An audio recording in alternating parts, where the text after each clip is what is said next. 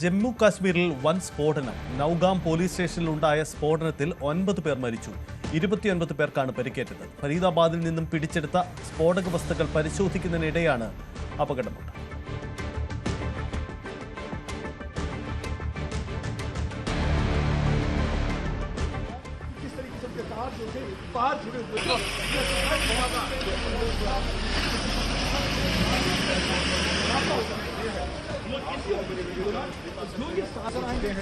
बताया जा रहा है कि ये एक हादसाती धमाका इब्तिदाई तौर जो हमारे इन्वेस्टिगेट कर रहा था और अपनी गाड़ी पे यहाँ पर एम्बुलेंस जा रही है। इस वक्त और तस्वीर में आप देख सकते हैं ये आप तस्वीर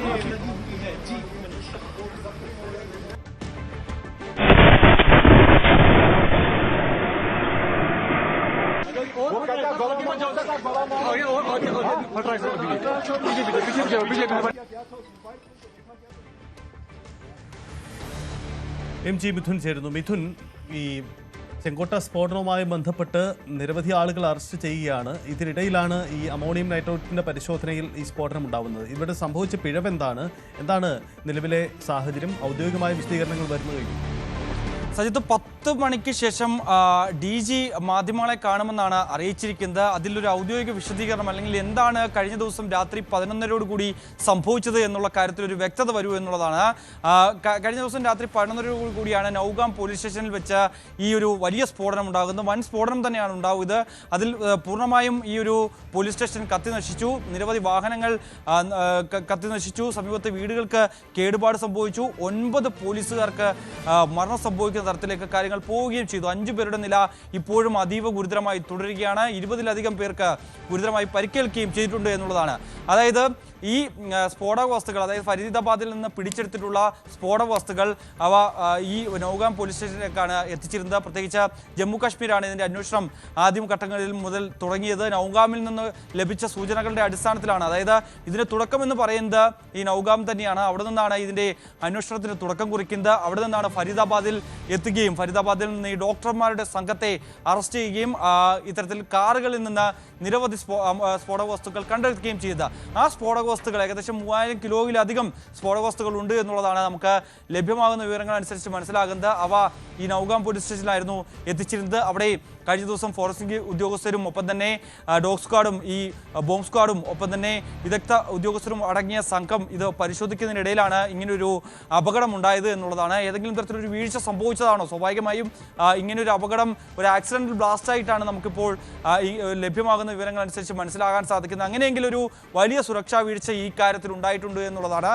ചെങ്കോട്ടയെ നടുക്കിയ, രാജ്യത്തെ നടുക്കിയ ഒരു സ്ഫോടനം നടന്നതിന് ശേഷം ഏകദേശം ദിവസങ്ങൾക്കുള്ളിൽ തന്നെ മറ്റൊരു അപകടം ഉണ്ടാകുന്നു, വലിയ സ്ഫോടനം ഉണ്ടാകുന്നു, വലിയ പൊട്ടിത്തെറി ഉണ്ടാകുന്നു, നിരവധി പേർക്ക് ജീവൻ നഷ്ടപ്പെടുന്ന തരത്തിലേക്ക് കാര്യങ്ങൾ പോകുന്നു. അതൊരു തരത്തിലും സുരക്ഷാ വീഴ്ച എന്ന രീതിക്കപ്പുറം ഇങ്ങനെയാണോ അല്ലെങ്കിൽ ഇത്രത്തോളം ബാലിശമായാണോ ഇങ്ങനെയൊക്കെ കാര്യങ്ങൾ കൈകാര്യം ചെയ്തതെന്നുള്ള ഒരു ചോദ്യം ഏതായാലും സ്വാഭാവികമായും ഉയർന്നു വരും. എന്തായാലും ഇതിൻ്റെ ഒരു ഔദ്യോഗിക വശം അല്ലെങ്കിൽ എന്താണ് കഴിഞ്ഞ ദിവസം സംഭവിച്ചത്, ഏതെങ്കിലും തരത്തിൽ മറ്റേതെങ്കിലും തരത്തിലൊരു അറ്റാക്ക് ഈ പോലീസ് സ്റ്റേഷന് നേരെ ഉണ്ടാകാമോ അല്ലെങ്കിൽ അങ്ങനെ ഉണ്ടായോ എന്നടക്കമുള്ള കാര്യങ്ങളിലൊരു വിശദീകരണം DGയുടെ ഭാഗത്ത് നിന്ന് പ്രതീക്ഷിക്കുകയും ചെയ്യുന്നുണ്ട്. ഏതായാലും രാജ്യത്ത് നടക്കിയ രണ്ടാമത്തെ സ്ഫോടനമാണ് ഉണ്ടായിരിക്കുന്നത് എന്നുള്ളതാണ്.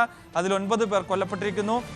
വലിയ സുരക്ഷാ വീഴ്ച ഉണ്ടായിരിക്കുന്നതായിട്ടുള്ള പ്രാഥമിക നിഗമനത്തിലേക്ക് തന്നെ കാര്യങ്ങൾ പോവുകയും ചെയ്യുന്നു. പ്രത്യേകിച്ച് ഈ വിഷയത്തിൽ കൂടുതൽ പേർ അറസ്റ്റിലായിക്കൊണ്ടിരിക്കുകയാണ്. ഇന്നും ഇപ്പോൾ ഒരു ഡോക്ടർ കൂടി ഈ പത്താൻകോട്ടിൽ നിന്ന് അറസ്റ്റിലായിട്ടുണ്ട്. ഒരു സർജനാണ് അറസ്റ്റിലായിരിക്കുന്നത് എന്നുള്ളതാണ് ഏറെ പ്രധാനപ്പെട്ട കാര്യം. അതായത് ഈ സംഘത്തിൽ ഉൾപ്പെടെയുള്ളവർ, അതായത് ഈ ആസൂത്രണം ചെയ്ത ഉമർ നബിയുടെ കീഴിലുള്ളവർ എല്ലാം തന്നെ ഡോക്ടർമാരാണ് എന്നുള്ള കാര്യങ്ങളാണ് ഇപ്പോൾ പുറത്തു വന്നുകൊണ്ടിരിക്കുന്നത്. അത് സ്ഥിരീകരിക്കുന്ന തരത്തിലുള്ള റിപ്പോർട്ടുകൾ, അതുമായി ബന്ധപ്പെട്ടുള്ള അന്വേഷണങ്ങളാണ് ഇപ്പോൾ NIAയുടെ ഭാഗത്തു നിന്ന് പുരോഗമിക്കുന്നത്. ഇതിൽ 3 ഡോക്ടർമാരെ NIA ഇന്നലെ രാത്രി കസ്റ്റഡിയിൽ വാങ്ങിയിട്ടുണ്ട്.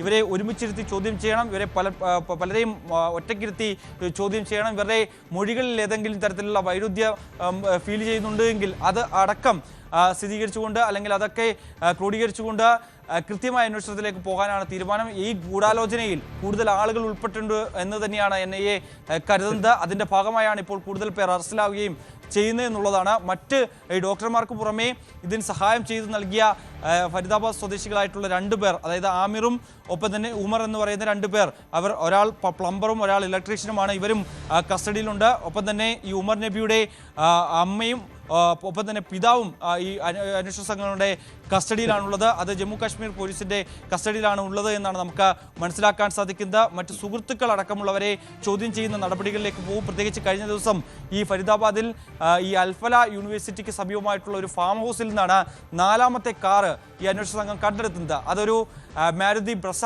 ചുമന്ന നിറത്തിലുള്ള കാറായിരുന്നു. ആ കാറും ഈ ഒരു സ്ഫോടന പരമ്പരയ്ക്കായി ഉപയോഗിക്കാനായിരുന്നു സംഘം ലക്ഷ്യമിട്ടതെന്നാണ് ഈ അന്വേഷണ സംഘം പറയുന്നത്. അതിൻ്റെ ഭാഗമായി ഫോറൻസിക് പരിശോധനയൊക്കെ പൂർത്തീകരിക്കുകയും ചെയ്തു. അതിലേതെങ്കിലും തരത്തിൽ ഈ അമോണിയം നൈട്രേറ്റിൻ്റെയോ അല്ലെങ്കിൽ ഈ ഇത്തരത്തിലുള്ള എക്സ്പ്ലോസീവ്സിൻ്റെയോ ഒക്കെയോ സാന്നിധ്യം കണ്ടെത്തിയിട്ടുണ്ടോ എന്നുള്ള കാര്യത്തിലൊരു വ്യക്തത ഇനി വരേണ്ടതായിട്ടുണ്ട്.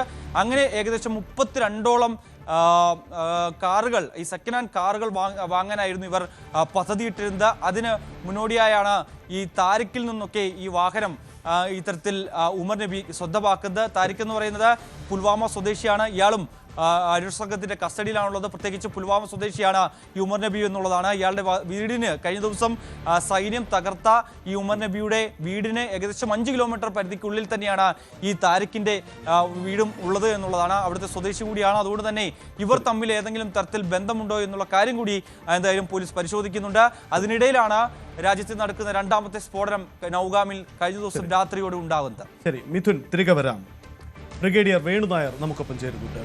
ശ്രീ വേണുനായർ, ഇതൊരു പരിശോധനയ്ക്കിടയിലുണ്ടായ ഒരു സ്ഫോടനം എന്നതാണ് ഇതുവരെയുള്ള നിഗമനം. പക്ഷേ 2-3 സാധ്യതകൾ തള്ളിക്കളയാൻ കഴിയില്ലല്ലോ. ഒന്ന്, ഈ നൗഗാം പോലീസ് സ്റ്റേഷൻ്റെ പരിധിയിലാണ് ജെയ്ഷെ മുഹമ്മദിൻ്റെ ചില പോസ്റ്ററുകൾ ഒട്ടിച്ചു എന്ന് കണ്ടെത്തുന്നു. അത് പതിച്ചതായി കണ്ടെത്തുന്നതിനെ തുടർന്നാണ് അവിടുത്തെ SHO പരിശോധനകൾ നടക്കുന്നത്. ഒടുവിലാണ് ഡോക്ടർമാർ പിടിയിലാവുന്നത്. പിന്നീടാണ് ചെങ്കോട്ട സ്ഫോടനം സംഭവിക്കുന്നത്. ഒടുവിൽ ഇതായിപ്പോൾ ഈ അമോണിയം നൈട്രേറ്റ് പൊട്ടിത്തിരിച്ചുള്ള അപകടം. നമുക്ക് ഇതിലൊരു അട്ടിമറി സാധ്യത തള്ളിക്കളയാൻ കഴിയുമോ? കാരണം വലിയ തരത്തിലുള്ള ഗൂഢാലോചന, ഈ സംഭവങ്ങൾക്കെല്ലാം പിന്നിൽ ഒരു ചെയിനായി സംഭവിക്കാനുള്ള സാധ്യത അന്വേഷണ ഉദ്യോഗസ്ഥർ തള്ളിക്കളഞ്ഞിട്ടില്ല. ഇതിന്റെ പല സാധ്യതകളുണ്ട്. ആദ്യമായിട്ട് നമുക്ക് ഇന്ന് രാവിലെ ഈ ഒരു ദുഃഖവാർത്ത കേട്ടത് വളരെ രാവിലെയാണ് കേൾക്കുന്നത്. ഇന്നലെ രാത്രി 11:30 ഇത് സംഭവിച്ചത് എന്നാണ് മനസ്സിലാക്കുന്നത്. ഈ നൗഗാം എന്ന് പറയുന്ന സ്ഥലം ശ്രീനഗറിൽ നിന്ന് വളരെ ദൂരമില്ല. നൗഗാം സെക്ടർ എനിക്ക് ഓർമ്മയുണ്ട്. ഞാൻ 91-96 കാലങ്ങളിൽ അവിടെ ലഫ്റ്റനന്റ് കേണൽ റാങ്കുകളിൽ ഇരുന്നപ്പോൾ ഈ നൗഗാം സെക്ടർ എന്ന് പറയുന്നത് കൊണ്ട് ഞങ്ങൾ ഈ കാശ്മീരിനെ പല സെക്ടറുകളായിട്ട് വിഭജിച്ചാണ് സെക്യൂരിറ്റി ഫോഴ്സിനെ വിന്യസിച്ചിട്ടുള്ളത്. അതിൻ്റെ ഇടയിൽ അതിന്റെ എലിമെന്ററി പോലീസ് സെക്ടേഴ്സ് ആണ്. അവിടെ BSF സെക്ടറൊക്കെ ഉണ്ടായിരുന്നു. പിന്നെ ഒരു ആർമി ബ്രിഗേഡ് അതിന്റെ മുമ്പിൽ LCയിലുണ്ട് എന്നൊക്കെ എനിക്ക് പരിചയമുണ്ട്. അപ്പോൾ ഇപ്പോഴത്തെ ഈ ഇൻസിഡൻസിന്റെ തുടക്കം നിങ്ങൾ പറഞ്ഞതുപോലെ നൗഗാമിലെ ഈ പോലീസ് സ്റ്റേഷൻ ഏരിയയിൽ വരുന്ന സ്ഥലത്ത് ജെയ്ഷെ മുഹമ്മദിന്റെ ഒരു പോസ്റ്റർ എടുത്തു നിൽക്കുന്ന ടൈമിന്റെ ഒരു HSCയുടെ നിരീക്ഷണത്തിൽ വന്ന് അങ്ങനെ അവിടെ നിന്നാണ് അതിന്റെ തുടക്കം. അങ്ങനെയാണ് ഈ നമ്മുടെ NCR റീജിയനിലൊക്കെ വന്ന് ഈ 2000 അത്രയും അമ്യൂണിഷൻ എല്ലാം പിടിച്ചെടുക്കുന്നത്, എക്സ്പ്ലോസീവ് പിടിച്ചെടുക്കുന്നത് അത് അമോണിയം നൈട്രേറ്റ് ആണെന്നാണ് ഇപ്പോഴുള്ള വാർത്തകളെല്ലാം എന്നാണ് മനസ്സിലാക്കുന്നത്. അപ്പോൾ ഇതിന്റെ തുടക്കവും അത് സീസ് ചെയ്തതും JNK പോലീസ് ആയതുകൊണ്ട് അവരത് തിരിച്ചു കൊണ്ടുപോയി എന്നാണ് തിരിച്ചു കൊണ്ടുപോയല്ലോ. ഇപ്പോൾ അവിടെ നൗഗാം പോലീസ് സ്റ്റേഷനിൽ ഉണ്ടായിരുന്നു എന്ന് വരെയാണ് നമ്മൾ മനസ്സിലാക്കുന്നത്. സാധാരണ ഈ എക്സ്പ്ലോസീവ്സ് ഹാൻഡിലിങ്ങിന് അതിൻ്റെതായ പല നിയമങ്ങളും സ്റ്റാൻഡേർഡ് ഓപ്പറേറ്റിംഗ് പ്രൊസീജിയേഴ്സും ഒക്കെ ഉണ്ട്. ഇപ്പൊ ഞങ്ങൾ ആർമിയിലാണെങ്കിൽ തന്നെ ഞങ്ങളുടെ കയ്യിൽ റെഡി ടു മെയ്ഡ് എക്സ്പ്ലോസീവ് അല്ല, ഞങ്ങൾ ഉപയോഗിക്കുന്ന റൈഫിൾസിന്റെയും ഗ്രനേഡും ഒക്കെ വയ്ക്കുന്ന ഓൺ വെപ്പൺ സെയിൽസ് ഉണ്ട് അമ്യൂണിഷൻ. പീസ് ടൈമിലോ അല്ലെ നമുക്ക് യുദ്ധത്തിലല്ലാത്ത രീതിയിൽ ഇരിക്കുമ്പോൾ വെപ്പണും ഈ അതിനുള്ള ഈ ഷെല്ലും ഇല്ലെങ്കിൽ കാർട്ടേജസും എല്ലാം നമ്മുടെ കൂടെ തന്നെ ഉണ്ടാവണമല്ലോ. അത് വയ്ക്കാനുള്ളതിന് ഞങ്ങൾക്ക് ഇൻസ്ട്രക്ഷൻ ഉണ്ട്. അപ്പൊ യൂണിറ്റ് ലെവലിലാണെങ്കിൽ ഓൺ വെപ്പൺ, യൂണിറ്റ് റിസർവ് എന്നൊക്കെ പറയുന്ന സാധനങ്ങളിലുള്ള കാർട്രിഡ്ജസും ഗ്രനേഡും ചില എക്സ്പ്ലോസീവ് ഒക്കെ വയ്ക്കാൻ ഞങ്ങളുടെ കോപ്സ് എന്ന് പറയുന്ന ഒരു സ്ഥലം വെപ്പൺ വെക്കുന്ന സ്ഥലമുണ്ട്. അതിന് പ്രത്യേക സ്പെസിഫിക്കേഷൻസ് ഉണ്ട്. ഇതിനെ പല കാറ്റഗറീസ് ആയിട്ടാണ് ഓരോ എക്സ്പ്ലോസീവിനെയും തിരിച്ചിട്ടുള്ളത്. ഇപ്പോൾ ഷെൽസ് ആൻഡ് റോക്കറ്റ്സിന്, മൈൻസ്, അതിനൊക്കെ വയ്ക്കാനുള്ള ഒരു മുറിയിൽ എത്ര വയ്ക്കാം, എത്ര ഡിസ്റ്റൻസ് ഉണ്ടാവണം, എന്താണ് അതിന്റെ എക്സ്പ്ലോഷൻ ഉണ്ടാവുന്നതിന് എന്തെങ്കിലും ഉണ്ടായാൽ എങ്ങനെയാണ്, അതിന് സെപ്പറേറ്റ് ഈ മഡ് വാളുകൾ ഒക്കെ ഉണ്ട്. അപ്പോൾ ഒരിടത്ത് ഉണ്ടായാൽ അവിടെ റെസ്ട്രിക്ട് ചെയ്യുന്ന വേണ്ടിയുള്ളൂ. അതൊക്കെ പീസ് ടൈം അല്ല, വാർ ശ്രീനഗർ വാലി ഏരിയയിലും ആർമി ഡിപ്ലോയ് ചെയ്യുന്ന സ്ഥലങ്ങളിലൊക്കെ ഉള്ള അനുഭവങ്ങളാണ് എനിക്കുള്ളത്. അപ്പോൾ അതിന് വളരെ സ്ട്രിക്റ്റ് ആയിട്ടുള്ള ഓർഡേഴ്സാണ് ഉള്ളത്.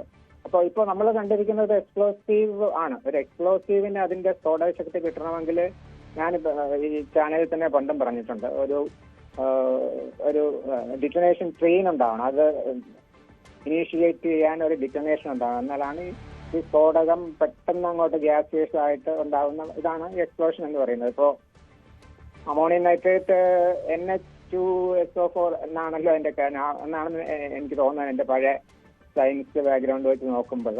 അപ്പോൾ അതിൽ നിന്ന് ഓക്സിജനും ഹൈഡ്രജനും പെട്ടെന്ന് ഉണ്ടാകുന്നു. അതാണ്. അപ്പോൾ ഇവിടുന്ന് ഈ യാത്രയിൽ വരെ പ്രശ്നമൊന്നും ഉണ്ടായില്ല. പക്ഷെ ഈ 2900 ഒരു 3 ടൺ വരെയുള്ള എക്സ്പ്ലോസീവ് അവിടെ ഈ പോലീസ് സ്റ്റേഷനിൽ വച്ചു എന്നൊക്കെ എക്സ്പേർട്ടുകൾ കൂടെയുള്ള അതിന്റെ ഫോറൻസിക് നിരീക്ഷണങ്ങളൊക്കെയാണ് നടക്കുന്ന രീതിയിൽ ആ ഒരു പ്രോസസ്സ് നടക്കുമ്പോൾ അപ്പോൾ റവന്യൂ ഓഫീസേഴ്സ് ഉണ്ടാവും, പോലീസുകാരുണ്ടായിരുന്നു. ഈ സമയത്താണ് ഇതുണ്ടായതെന്നാണ് ഒരു നാച്ചുറൽ വേ അതായിരിക്കാനാണ് സാധ്യത. അതുകൊണ്ടാണ് അവിടുത്തെ ബ്രിഗേഡിയർ വേണുനായർ, ഇപ്പോൾ ഈ ജമ്മു കാശ്മീർ ഡിജിയുടെ ചില വിശദീകരണം വരുന്നുണ്ട്. അദ്ദേഹം ഭീകരവാദ സാധ്യത തള്ളിക്കളയുകയാണ് ചെയ്യുന്നത്. ഒരുപക്ഷെ പോലീസിന്റെ ഒരു നീക്കത്തിന് പിന്നിൽ എന്താണെന്ന് അറിയില്ല. പക്ഷേ ഈ സ്ഫോടനത്തിന്റെ ഉത്തരവാദിത്തം ഈ ലഷ്കർ ഇ തോയ്ബയുടെ മറ്റും ഒരു നിഴൽ സംഘടന ഏറ്റെടുത്തു എന്ന ചില അനൗദ്യോഗിക വിവരങ്ങൾ കൂടി പുറത്തു വരുന്നുണ്ട്. എന്തായാലും സർക്കാർ, അതായത് ജമ്മു കാശ്മീർ പോലീസ് ഇതൊരു ഭീകര ഇടപെടലായിരുന്നു എന്ന സാധ്യത തള്ളിക്കളഞ്ഞിട്ടുണ്ട്. ശരിയാണ് പറഞ്ഞത്.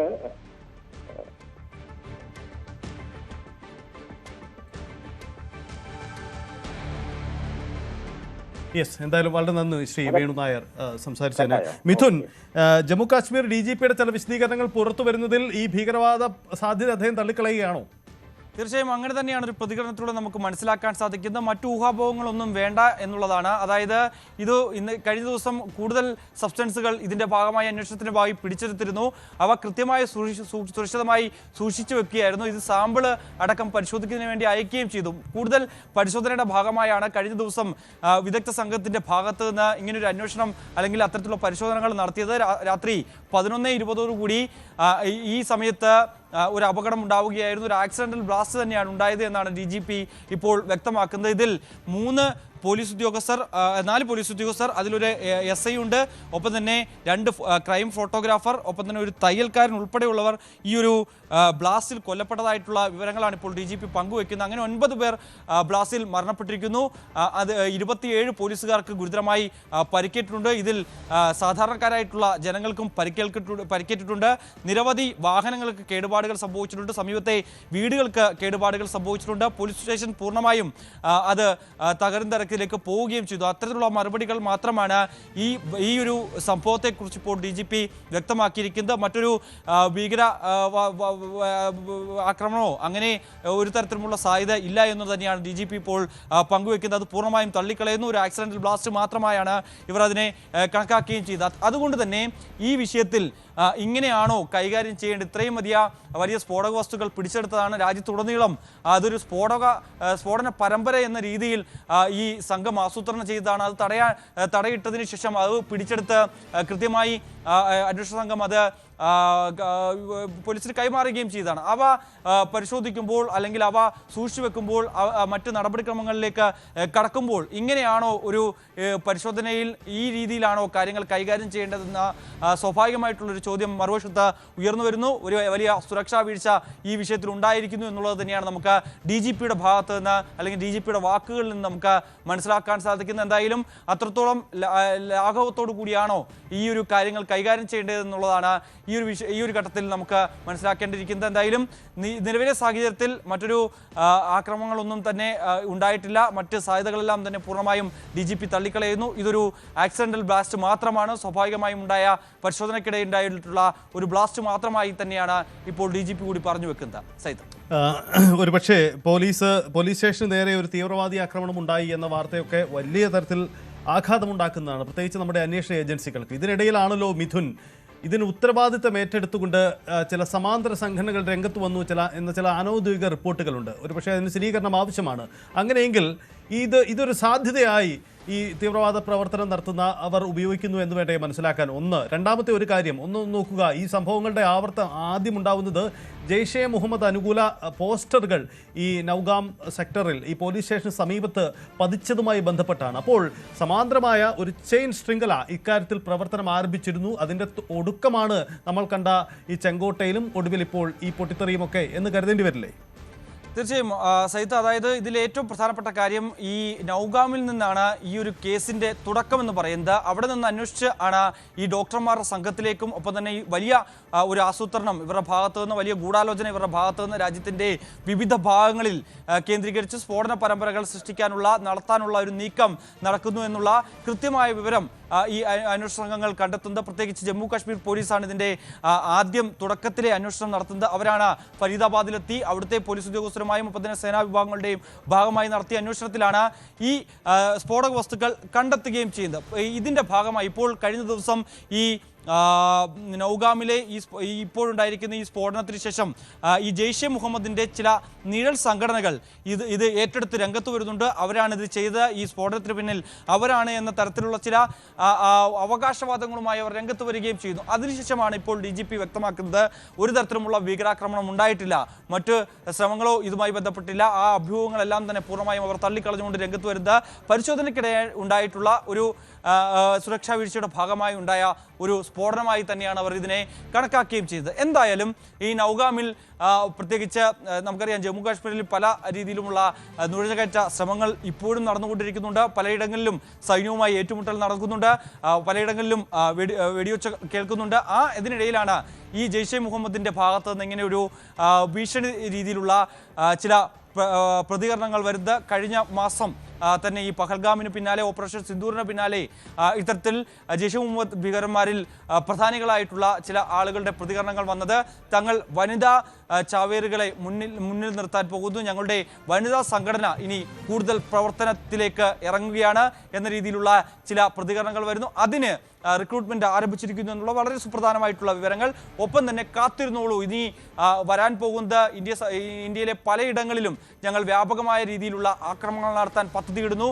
ഇതൊരു തുടക്കം മാത്രമാണ്. ഈ തരത്തിൽ ഓപ്പറേഷൻ സിന്ദൂറിന്റെ ഭാഗമായി ഞങ്ങളുടെ പ്രധാനപ്പെട്ട നേതാവിൻ്റെ മസൂദ് അസറിൻ്റെ അടക്കമുള്ള കുടുംബാംഗങ്ങൾ പലരും കൊല്ലപ്പെടുന്ന സ്ഥിതിവിശേഷമുണ്ടായി. ഒപ്പം തന്നെ നിരവധി നാശനഷ്ടങ്ങൾ ഇന്ത്യയുടെ സേനാ വിഭാഗങ്ങളുടെ ഭാഗത്തുനിന്ന് ഉണ്ടായി.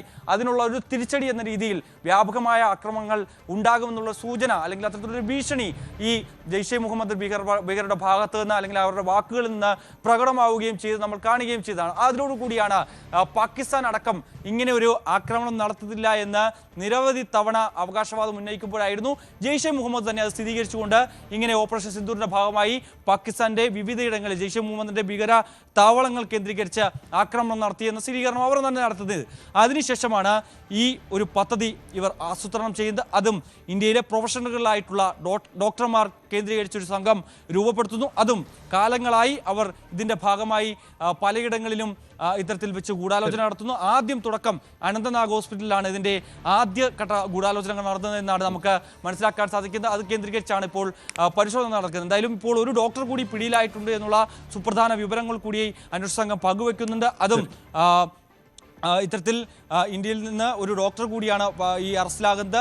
അതും ഒരു സർജൻ, അതും പത്താൻകോട്ടിൽ നിന്ന് ഇയാളെ ഇന്ന് രാവിലെയോടുകൂടി അറസ്റ്റ് ചെയ്തതായിട്ടുള്ള വിവരങ്ങളാണ് പുറത്തു വരുന്നത്. മിഥുൻ, മടങ്ങി വരാം. എം.എസ്. വേണുഗോപാൽ, നിരീക്ഷകൻ, അദ്ദേഹം കൂടി നമുക്കൊപ്പം ഉണ്ട്. ശ്രീ എം.എസ്. വേണുഗോപാൽ, ഔദ്യോഗികമായി ഇതൊരു തീവ്രവാദ അട്ടിമറി സാധ്യതകൾ തള്ളിക്കളയുകയാണ് ജമ്മു കാശ്മീർ പോലീസ് അടക്കം. പക്ഷേ അടുത്തിടെ ജമ്മു കാശ്മീർ താഴ്വര കേന്ദ്രീകരിച്ച് നടക്കുന്ന നീക്കങ്ങൾ നോക്കുക. പെഹൽഗാം സംഭവം അടക്കം പിന്നീട് ഇങ്ങോട്ട് നടന്ന നീക്കങ്ങളിലെല്ലാം അത്തരം ഒരു ചെയിൻ ഓഫ് അറ്റാക്ക് സാധ്യതകൾ ഉണ്ടായിട്ടുണ്ട്.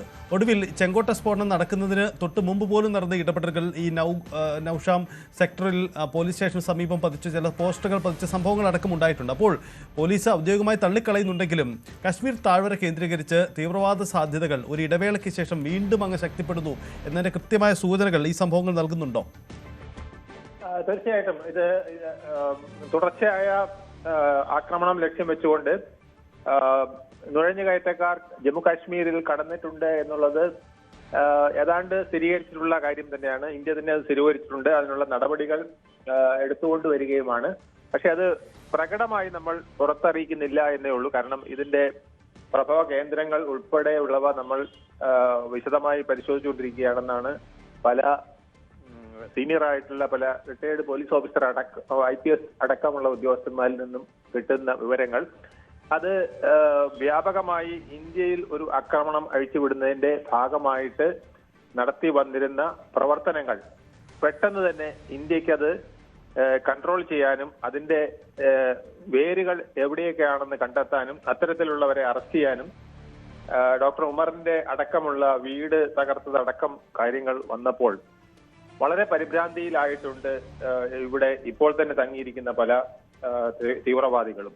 അവർ സുരക്ഷിത സ്ഥാനങ്ങളിലേക്കും അതുപോലെ തന്നെ നാട്ടിലെ തന്നെ ചില ഷെൽട്ടറുകളിലേക്കും, അതായത് ഇവിടുത്തെ തന്നെ ചിലരുടെ പിന്തുണയോടുകൂടിയൊക്കെ നീങ്ങിയിട്ടുണ്ട് എന്നുള്ളതും പിന്നെ സെക്യൂരിറ്റി വിഭാഗത്തിന്റെ ഒരു നിഗമനത്തിലുള്ളതാണ്.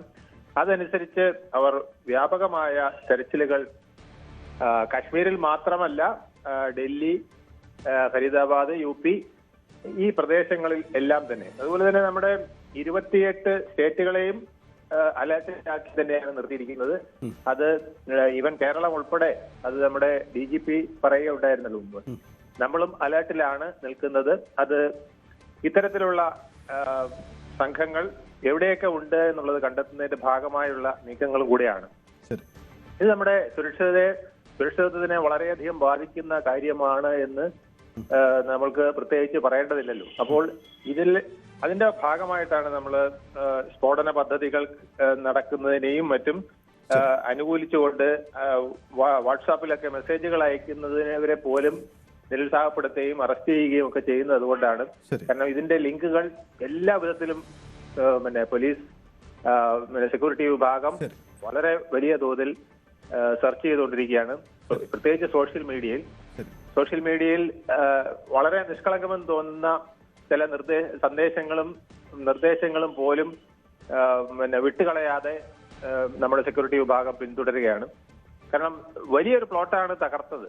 32 ഇടങ്ങളിൽ, പ്രത്യേകിച്ച് ക്ഷേത്രങ്ങൾ, വാരണാസി, അയോധ്യ ഉൾപ്പെടെയുള്ള ക്ഷേത്രങ്ങൾ വരെ ഉൾപ്പെടുന്ന, അതുപോലെ തന്നെ നമ്മുടെ കോൺസ്റ്റിറ്റ്യൂഷൻ ക്ലബ്ബ്, MP-മാരുടെ ക്ലബ്ബ് അടക്കം, അതായത് മുമ്പ് നടന്ന ഒറ്റയ്ക്ക് നടന്ന, ഇപ്പൊ മുംബൈ ആക്രമണം മാത്രമാണ് ഒരിക്കൽ നടന്നതെങ്കിൽ, അല്ലെങ്കിൽ പാർലമെന്റ് ആക്രമണം മാത്രമാണ് ഒരിക്കൽ നടന്നതെങ്കിൽ, അല്ലെങ്കിൽ ഏതെങ്കിലും പിന്നെ ആരാധനാലയങ്ങൾ കേന്ദ്രീകരിച്ചാണ് ചില ആക്രമണങ്ങൾ നടന്നതെങ്കിൽ, ഇതെല്ലാം കൂടെ ഒറ്റയടിക്ക് നടത്തുന്ന വിധത്തിലുള്ള ഒരു പാക്കേജ് തയ്യാറാക്കിയാണ് നീങ്ങിയിരുന്നത് എന്നുള്ളതാണ് ഇന്ത്യ ഗവൺമെന്റിന് കിട്ടിയിരിക്കുന്ന വിവരങ്ങൾ. പല വിദേശ ഏജൻസികളടക്കം ഇതിൽ ഇൻവോൾവ് ആയി നമുക്ക് അനുകൂലമായിട്ട് നീങ്ങുന്നുണ്ട്. അവരുടെയും റിപ്പോർട്ടുകൾ നമുക്ക് വളരെ പ്രധാനപ്പെട്ടതാണ്. അതുപോലെ പാകിസ്ഥാനിലും നമ്മുടെ ഏജൻസികൾ വളരെയധികം ശ്രദ്ധ ചെലുത്തുന്നുണ്ട്. നമ്മൾ തകർത്ത മുരുട്കി അടക്കമുള്ള 9ഓളം താവളങ്ങളിൽ എന്താണ് നടക്കുന്നത് എന്ന് ഇന്ത്യ വളരെ ശക്തമായി വീക്ഷിക്കുകയും അവിടെ എന്തെങ്കിലും അനക്കമുണ്ടായാൽ അതിന് തിരിച്ചടിക്കാനുള്ള സംവിധാനങ്ങൾ നമ്മുടെ നാട്ടിൽ നിന്ന് തന്നെ നടത്താനുള്ള സംവിധാനങ്ങൾ വരെ നമ്മൾ ഒരുക്കി വെച്ചിട്ടുണ്ട്. വെറുതെ അല്ല നമ്മൾ തൃശൂർ അടക്കമുള്ള മുന്നൊരുക്കങ്ങൾ നടത്തിയത് എന്നുള്ളത് ഇപ്പോൾ പിന്നെ നമുക്ക് തന്നെ വ്യക്തമാകുന്നതാണ്.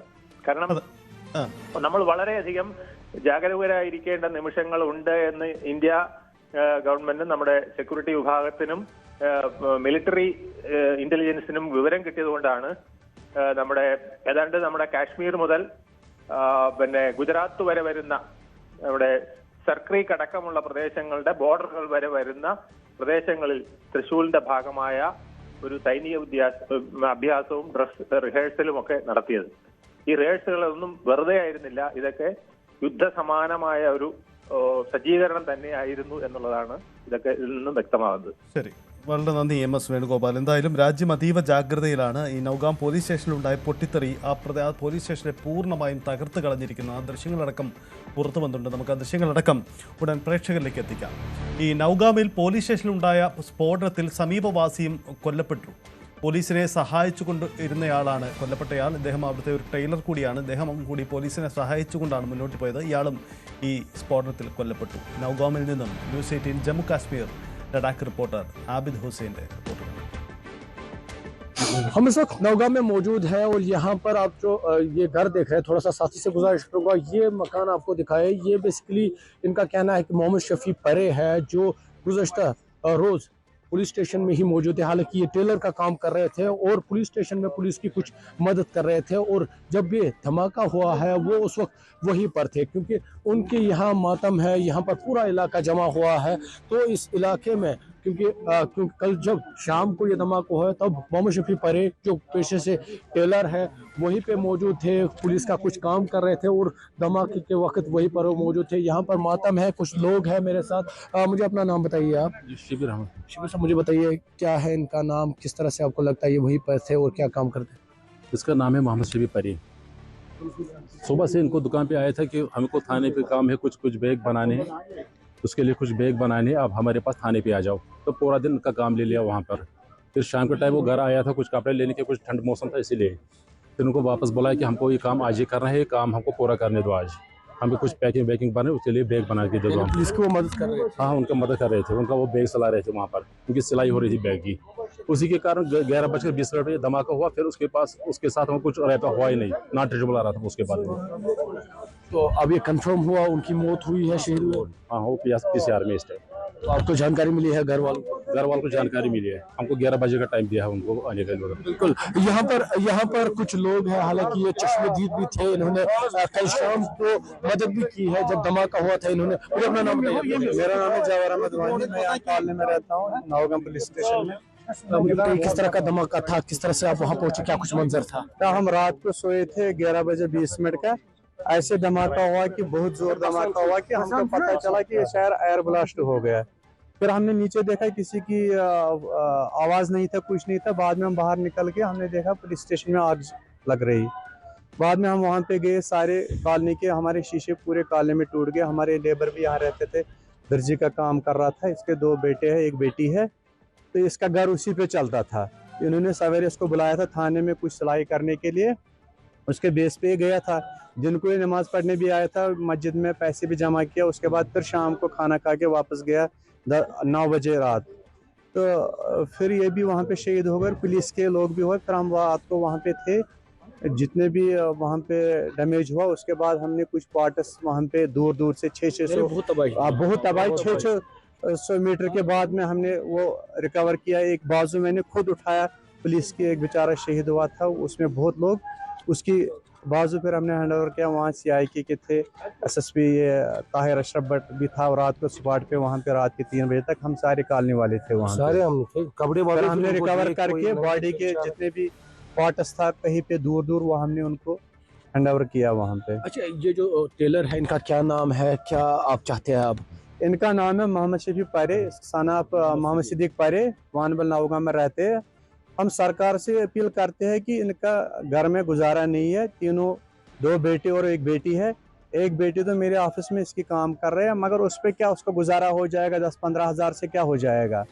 अब LG साहब से, अब यहाँ की सरकार से हम अपील करते हैं कि इसका एक का नौकरी मिलना चाहिए, क्योंकि ये तो खुद गया नहीं वहाँ पे, इसको यहाँ पे बुलाया गया है थाने में किसी काम के लिए। चलो, ये हमारा फर्ज बनता, हम भी हिंदुस्तानी है, हमारे कहीं पे भी पुलिस को कोई साथ देने के लिए जाना होगा, हम उसके लिए तैयार है।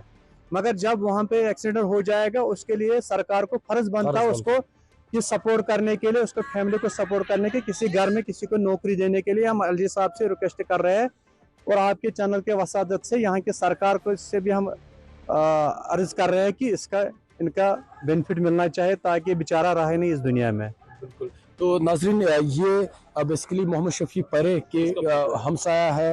हालांकि इनके हाथ में मोहम्मद शफी परे का फ़ोटो है और इनका कहना है कि वो कल शाम जब ये धमाका हुआ था तब पुलिस स्टेशन में मौजूद थे, पुलिस की मदद कर रहे थे। हालांकि ये पेशे से टेलर है और इनकी सरकार से अपील है इनके अहल खाना की तरफ तवज्जो दी जाए और उनको तनहा न छोड़ा जाए।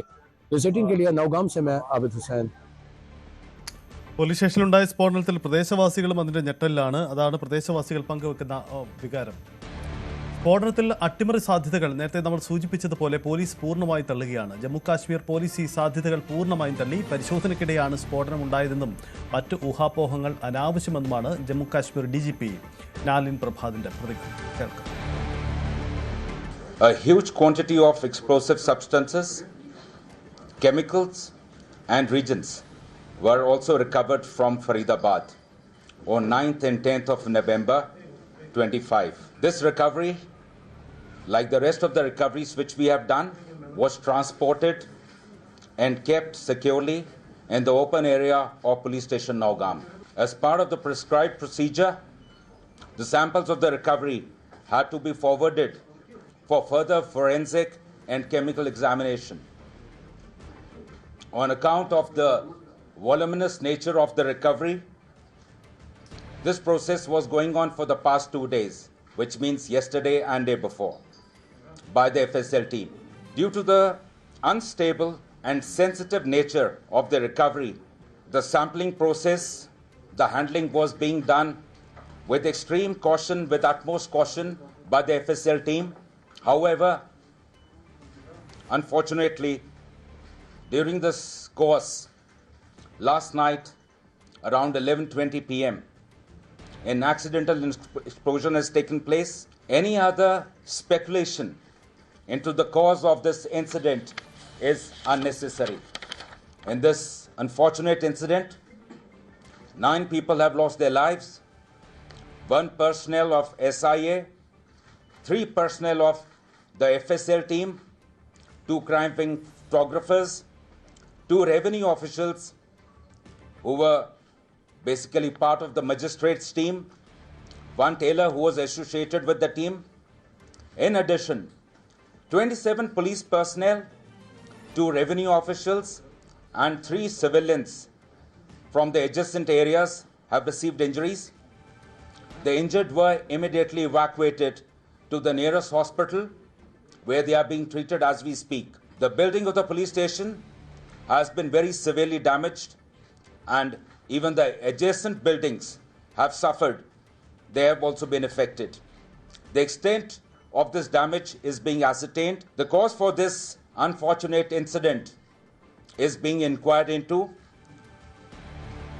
J&K Police stands in solidarity with the families of the deceased in this hour of grief. ഇതാണ് ജമ്മു കാശ്മീർ പോലീസിന്റെ ഔദ്യോഗിക വിശദീകരണമാണ്. എന്തായാലും അട്ടിമറി സാധ്യത അദ്ദേഹം പൂർണ്ണമായും തള്ളിക്കളയുകയാണ് എന്നാണ് മനസ്സിലാകുന്നത്. ഇപ്പോൾ നമ്മൾ കാണുന്നത് സ്ഫോടനത്തിന് ശേഷമുള്ള പോലീസ് സ്റ്റേഷന്റെ ദൃശ്യങ്ങളാണ്. പൂർണ്ണമായും എത്ര കണ്ട് വലിയ സ്ഫോടനമാണ് അവിടെ നിന്ന് തെളിയിക്കുന്ന ദൃശ്യങ്ങളാണ് കാണുന്നത്. പോലീസ് സ്റ്റേഷൻ കെട്ടിടം തകർന്നു എന്ന് മാത്രമല്ല, അതിൻ്റെ സമീപവാസികൾ പ്രദേശങ്ങളിൽ പാർക്ക് ചെയ്തിരുന്ന വാഹനങ്ങളാവട്ടെ കെട്ടിടങ്ങളാവട്ടെ സമീപവാസികൾക്കൊക്കെ വൻ നാശനഷ്ടമാണ് ഇതുണ്ടാക്കിയത് എന്നതാണ് മറ്റൊരു വസ്തുത. MG മിഥുനുണ്ട്. മിഥുൻ, ആ ദൃശ്യങ്ങൾ ആ സ്ഫോടനത്തിന്റെ വ്യാപ്തി വ്യക്തമാക്കുന്നതാണ് അല്ലേ? തന്നെയാണ്. കാരണം അത്രത്തോളം വലിയ സ്ഫോടനമാണ് ഉണ്ടായത്. നാടിനെ നടുക്കിയ സ്ഫോടനങ്ങൾ പരമ്പരകളിൽ ഒന്ന് തന്നെയായി ഇതിനെ കണക്കാക്കപ്പെടാം. കാരണം ഇതിപ്പോൾ പൂർണ്ണമായും ഇത്തരത്തിലൊരു ഊഹാപോഹങ്ങൾ അനാവശ്യമാണ് എന്ന് DGP നളിൻ പ്രഭാത് പറയുന്നുവെങ്കിൽ പോലും തന്നെ ഇത്രയധികം ഏകദേശം 3000 കിലോയിലധികം അമോണിയം നൈട്രേറ്റ് അടക്കമുള്ള സ്ഫോടക വസ്തുക്കളായിരുന്നു പിടിച്ചെടുത്തിരുന്നത്. ഇവ പൂർണ്ണമായും ഇവിടെ തന്നെ ഉണ്ടായിരുന്നു, അതോ കുറച്ച് മാത്രമേ ഈ പോലീസ് സ്റ്റേഷൻ നൗഗാം പോലീസ് സ്റ്റേഷന്റെ ഭാഗമായി ഉണ്ടായിരുന്നു എന്നുള്ളതാണ് നമുക്ക് ഇനി അറിയേണ്ടത്. അറിയേണ്ടിയിരിക്കുന്നത്. അക്കാര്യത്തിലൊക്കെ ഒരു കൃത്യമായ വ്യക്തത അല്ലെങ്കിൽ അതുമായി ബന്ധപ്പെട്ടുള്ള ഒരു മറുപടി ഇപ്പോൾ എന്തായാലും DGPയുടെ ഭാഗത്ത് നിന്ന് ഉണ്ടായിട്ടില്ല എന്നുള്ളതാണ്. പൂർണ്ണമായും ഈ ഒരു 3000 കിലോ എന്നൊക്കെ പറയുമ്പോൾ പ്രത്യേകിച്ച് 300 കിലോ സ്ഫോടക വസ്തുക്കളായിരുന്നു ഒരു കാറിലുണ്ടായിരുന്നത്. ഈ ഉമർ നബി സഞ്ചരിച്ചിരുന്ന വാഹനത്തിൽ ഏകദേശം 30 കിലോയ്ക്ക് താഴെ മാത്രമായിരുന്നു ഈ അമോണിയം നൈട്രേറ്റിന്റെ സാന്നിധ്യം ഉണ്ടായത് എന്നാണ് പ്രാഥമികമായി കണ്ടെത്തുകയും ചെയ്തത്. അപ്പോൾ അതുണ്ടാക്കിയ ഒരു പ്രകമ്പനം, അതുണ്ടാക്കിയ ഒരു ആഘാതം, അത് എത്രത്തോളം വലുതായിരുന്നു എന്ന് നമുക്ക് ദൃശ്യങ്ങളൊക്കെ പിന്നീട് പുറത്തു വന്നപ്പോൾ കാണുകയും ചെയ്തതാണ്. അങ്ങനെയെങ്കിൽ ഇപ്പോഴുണ്ടായിരിക്കുന്ന ഈ ഒരു ആക്സിഡന്റൽ ബ്ലാസ്റ്റ് എന്ന് DGP പറയുമ്പോൾ പോലും തന്നെ അതിന്റെ വ്യാപ്തി മനസ്സിലാക്കുന്ന തരത്തിലുള്ള ദൃശ്യങ്ങളാണ്. പൂർണ്ണമായും പോലീസ് സ്റ്റേഷൻ തകർന്നിരിക്കുന്നു. അവിടെ സമീപത്തുണ്ടായിരുന്ന വീടുകൾക്ക് വലിയ രീതിയിൽ കേടുപാടുകൾ സംഭവിച്ചിരിക്കുന്നു. പൂർണ്ണമായും വാഹനങ്ങൾ കത്തി നശിച്ച ഒരു സ്ഥിതിവിശേഷം, അതിന്റെ ചില കണക്കുകൾ കൂടി അദ്ദേഹം പറഞ്ഞു വെക്കുന്നുണ്ട്. മറ്റൊന്ന്, ഈ മരണപ്പെട്ടവരിൽ 9 പേരാണ് ഈ മരണപ്പെട്ടത്. അതിൽ ഇപ്പോൾ പറഞ്ഞിരിക്കുന്നതിൽ 4 പേർ പോലീസ് ഉദ്യോഗസ്ഥരാണ്. റവന്യൂ ഡിപ്പാർട്ട്മെന്റിന്റെ ഉദ്യോഗസ്ഥർ അതിൽ ഉൾപ്പെടുത്തുന്നുണ്ട്. ഒരു സാധാരണക്കാരായിട്ടുള്ള ഒരു വ്യക്തി, ഒരു തയ്യൽക്കാരനാണ്, സമീപത്തെ ഒരു സാധാരണക്കാരായിട്ടുള്ള വ്യക്തിയാണ്. അദ്ദേഹം ഈ ഒരു ബ്ലാസ്റ്റിൽ മരണപ്പെട്ടിരിക്കുന്നു. ഒപ്പം തന്നെ 2 ക്രൈം ഫോട്ടോഗ്രാഫർമാർ ഈ ഒരു ബ്ലാസ്റ്റിൽ കൊല്ലപ്പെട്ടിരിക്കുന്നു. അങ്ങനെ 9 പേരാണ് മരണപ്പെട്ടിരിക്കുന്നത്. 27 പേരോളം ആളുകൾക്ക്, അതായത് അതിൽ തന്നെ പോലീസ് ഉദ്യോഗസ്ഥരുണ്ട്, റവന്യൂ ഉദ്യോഗസ്ഥരുണ്ട്, ഫോറൻസിക് ഡിപ്പാർട്ട്മെന്റിലെ ഉദ്യോഗസ്ഥരുണ്ട്. അവർക്കൊക്കെ വളരെ ഗുരുതരമായ സാരമായ രീതിയിലുള്ള പരിക്കേറ്റിട്ടുണ്ട്. അതിൽ 5 പേരുടെ നില അതീവ ഗുരുതരമായി തുടരുന്നു എന്നാണ് അദ്ദേഹം പറയുകയും ചെയ്തത്. മറ്റൊന്ന്, ഇതിൽ എങ്ങനെയാണ് കഴിഞ്ഞ 2 ദിവസങ്ങളായി ഇതിൻ്റെ പരിശോധനകൾ നടന്നു വരുന്നു എന്നാണ് അദ്ദേഹം പറയുന്നത്. കാരണം ഇത്രയധികം സബ്സ്റ്റൻസുകൾ ഉണ്ട്, 3000 കിലോയിലധികം സബ്സ്റ്റൻസുകളാണ് പിടിച്ചെടുത്തിട്ടുള്ളത്. അതുകൊണ്ട് തന്നെ അതിൻ്റെ ശാസ്ത്രീയ പരിശോധന പൂർണ്ണമായും വരുന്ന ദിവസങ്ങളിൽ നടത്തേണ്ടതായതിൻ്റെ ഭാഗമായാണ് കഴിഞ്ഞ 2 ദിവസമായി ഇതിൻ്റെ പരിശോധനകൾ നടത്തിയത്. കൃത്യമായി സുരക്ഷ പരിഗണിച്ചുകൊണ്ട് അല്ലെങ്കിൽ അത് മുൻനിർത്തി തന്നെയായിരുന്നു ഈ പരിശോധനകൾ നടത്തിക്കൊണ്ടിരുന്നത് എന്നാണ് DGP പറയുന്നത്. പക്ഷേ ഇന്നലെ ഒരു നിർഭാഗ്യവശാൽ രാത്രി 11:20 കൂടി ഇത് പൊട്ടിത്തെറിക്കുകയാണ് ഉണ്ടായത് എന്നുള്ളതാണ്. ഇത് എത്രത്തോളം സാധനങ്ങൾ പൊട്ടിത്തെറിച്ചു, അല്ലെങ്കിൽ എത്ര അമോണിയം നൈട്രേറ്റ് എത്ര കിലോയോളം പൊട്ടിത്തെറിച്ചു, എത്രത്തോളം ഇവിടെ സൂക്ഷിച്ചിരുന്നു എന്നടക്കമുള്ള കാര്യങ്ങൾ ഇനി വരും മണിക്കൂറിൽ ഒരു വ്യക്തത വരും. എന്തായാലും നിലവിൽ ഈ അഭ്യൂഹങ്ങൾ പരക്കുന്നതിൻ്റെ സാഹചര്യത്തിലാണ് ഇപ്പോൾ DGP മാധ്യമങ്ങളെ കാണുകയും ഇക്കാര്യത്തിലൊരു വിശദീകരണം നടത്തുകയും ചെയ്ത്, അതായത് ജെയ്ഷെ മുഹമ്മദിൻ്റെ നിഴൽ സംഘടനകളടക്കം തങ്ങളാണ് ഈ ആക്രമണത്തിന് പിന്നിൽ, തങ്ങളാണ് ഈ ഒരു സ്ഫോടനത്തിന് പിന്നിൽ എന്ന അവകാശവാദവുമായി രംഗത്ത് വരുന്ന പശ്ചാത്തലമുണ്ട്. അതുകൊണ്ട് തന്നെ രാജ്യത്ത് വീണ്ടും ഒരു ആക്രമണം ജെയ്ഷെ മുഹമ്മദിൻ്റെ ഭാഗത്ത് നിന്ന് നടന്നു എന്നുള്ള രീതിയിൽ പ്രചരണം നടക്കുന്നുണ്ട്. അത് തടയിടുന്നതിന് വേണ്ടിയാണ് ഇങ്ങനെ ഒരു വാർത്താ സമ്മേളനം ഇപ്പോൾ DGPയുടെ ഭാഗത്ത് നിന്ന് ഉണ്ടായിരിക്കുന്നത്. പൂർണ്ണമായും അത് തള്ളിക്കളയുന്നു. ഒരു തരത്തിലും ഒരു ഭീകരാക്രമണ ശ്രമമല്ല ഉണ്ടായത്, അതൊരു ആക്സിഡന്റൽ ബ്ലാസ്റ്റ് ആണ് നടന്നിരിക്കുന്നത് എന്നാണ് DGP ആവർത്തിച്ച് വ്യക്തമാക്കുന്നത്. സൈദ്, യെസ്, അതാണ് സാഹചര്യം. എന്തായാലും രാജ്യം നടുങ്ങലിലാണ് ഈ പോലീസ് സ്റ്റേഷനിലുണ്ടായ പൊട്ടിത്തെറിയിൽ. ഒപ്പം അതിൻ്റെ അനുബന്ധമായ നിരവധി സംഭവങ്ങളുണ്ട്. അതുകൊണ്ട് തന്നെ വലിയ ജാഗ്രതാ നിർദ്ദേശമാണ്. ഔദ്യോഗികമായി തന്നെ അട്ടിമറി സാധ്യത തള്ളിക്കളയുന്നുണ്ടെങ്കിൽ കൂടിയും അത് കേന്ദ്രീകരിച്ചുകൊണ്ടുള്ള അന്വേഷണം കൂടി നടന്നേക്കാം. പ്രത്യേകിച്ച് ഈ പോലീസ് സ്റ്റേഷൻ പരിധിയിലാണ് ആദ്യം ഭീകര സംഘടനയുടെ അനുകൂല പോസ്റ്ററുകൾ വരികയും തുടർന്ന് മറ്റ് സ്ഫോടനങ്ങളൊക്കെ സംഭവിക്കുകയും ചെയ്തു.